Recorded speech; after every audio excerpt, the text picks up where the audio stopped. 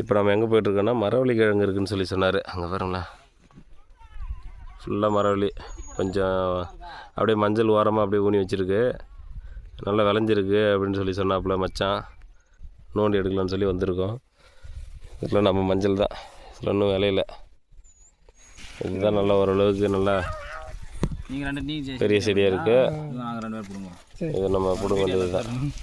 தனியாக ஒரு ஆளால் பிடுங்க முடியாதுன்னு சொல்லி சொல்கிறாரு.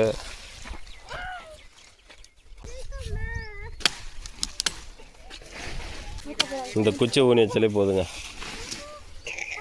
நல்லா அழகாக கிளம்பி வந்துடும். அந்த குச்சியில் இருக்கிற கிழங்குன்றதுனால இது குச்சி கிழங்கு. சரி வாங்க, இது தனியாக பிடுங்க முடியாதுன்னு சொல்கிறாரு மச்சான். ஒன்றா சேர்ந்து பிடுங்க. அப்பா வந்து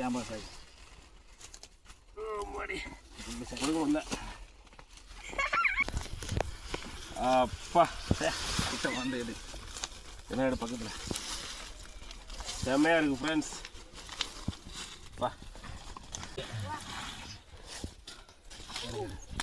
சூப்பராக இருக்குது ஃப்ரெண்ட்ஸ்.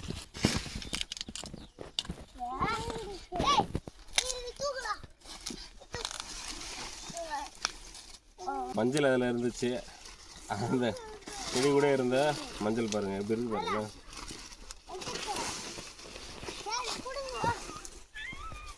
ஃப்ரெஷ் மஞ்சள்.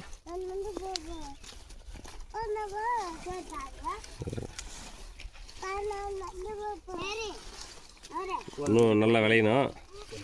அதே இடத்துல நட்டுருவோம். இன்னொரு கிழங்கு இருக்குது.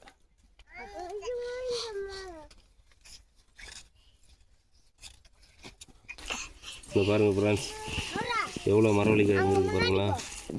அப்பா எப்படியா இருந்தாலும் ஒரு 5 கிலோ கிழங்காவது இருக்கும். இது சும்மா நாங்கள் மஞ்சள் ஓரமாக எப்பவுமே ஊனி விடுறது. நல்லா அழகாக வந்திருக்கு. இது போல் இந்த ரோஸ் கலர் இருக்கிறத தான் சாப்பிடணும்னு சொல்லி சொல்லுவாங்க.